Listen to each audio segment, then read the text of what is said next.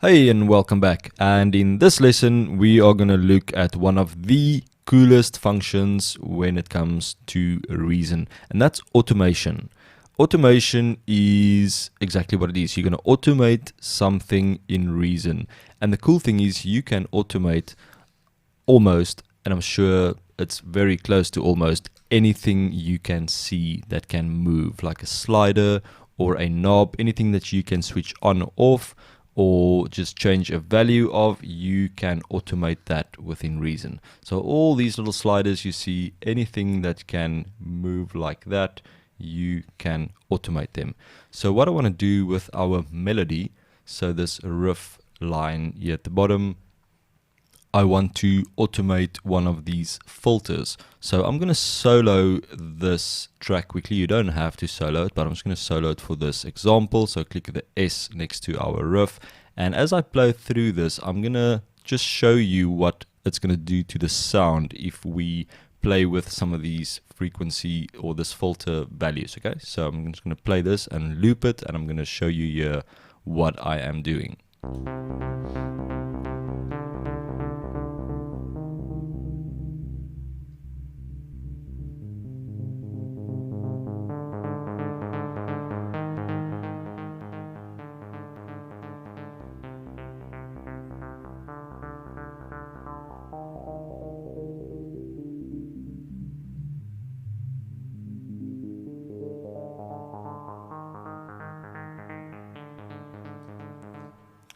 Alright, so you can see what that is doing. I actually want to bring in some of this rezo or rezo filter. I'm not sure how to pronounce that, but I'm going to bring that up to around 60%, and that's going to give us those little nice sharp acid sounds. I'm not exactly sure what you call them, but you can hear them.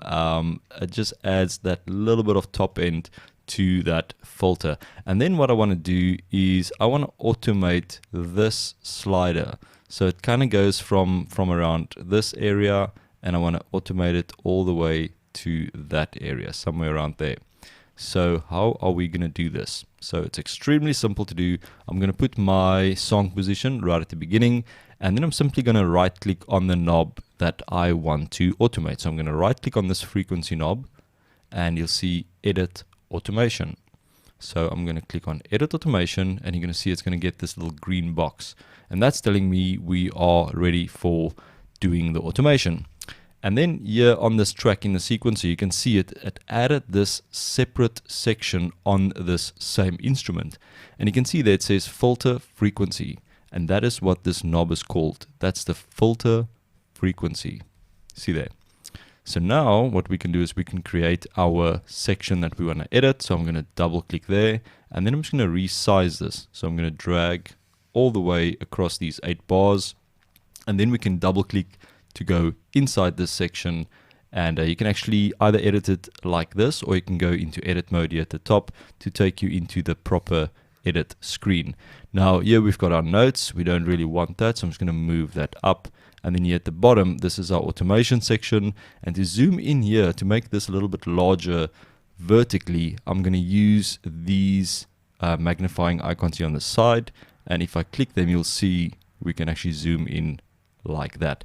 So now I want to start creating my line or my curves. So I'm going to choose the pencil tool, and I'm just going to click somewhere, and it's going to create a little dot and a line. And then you can click anywhere else, and it's going to create a line or a curve like that. So I'm going to put this, I'm going to zoom or just move up here slightly. At the beginning of our loop, I want this filter to be around that area. So if you look at this picture of the synth, as I move this value, you can actually see that knob is changing, or the position of the knob is changing. So I'm going to pull this down to around that area. You can see there. And then I want to end. So if we just take our song position to the end, I want to move this. So it's kind of, just going to move it a little bit back. So you can see the knob position there. As I move this around, you can see it's increasing maybe to around that area. So I'm going to just drag this to the end like so. So we've got a nice straight line. So now if I play this back, keep your eye on this knob. And I've still got this channel solo, so we're only going to hear the riff.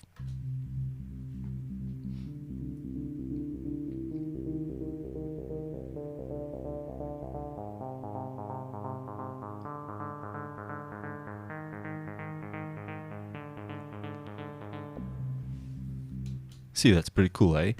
And now what you can do is you can, if you want to create some more complex points on this graph, you can do so. You can take the pencil tool and you can create some more dots there, and you can literally just click and drag like so to create your own pattern. So now if I play this,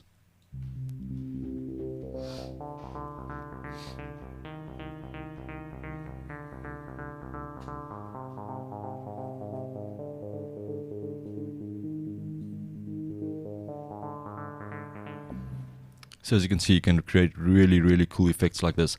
Another thing that you can do is you can create some curves. So if I use this normal pointer, the select pointer, and I point to one of these lines, not the dots, but the actual lines between the dots, I can click and drag, and I can create these nice curves like so, and maybe like so. Maybe this one should actually go that way. So now if we can maybe put another dot right there, and you can do some really cool stuff like that. Let's have a listen to a section of this. So you can hear it's just kind of smoothing out those sounds, or those filter changes. So cool. But I just want a straight line for this, so I'm going to delete that dot. So I'm just going to click on that dot and then hit delete on the keyboard. You can also draw a little box around some of these and then hit delete on the keyboard. And then I also want to straighten this line out, and easy way to do that is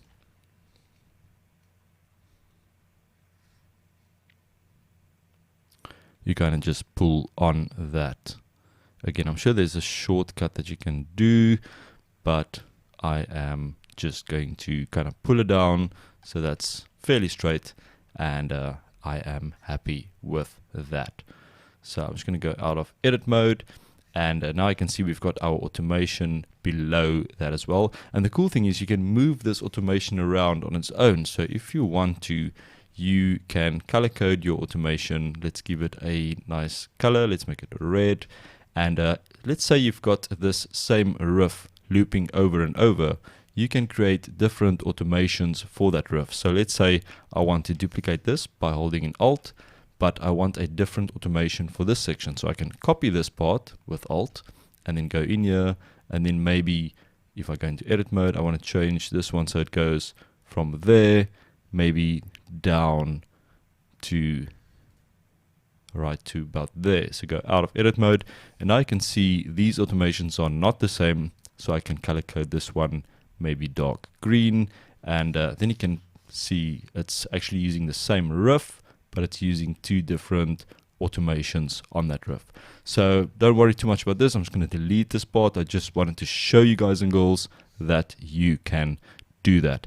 So yeah, that's that for automation. I will see you in the next lesson.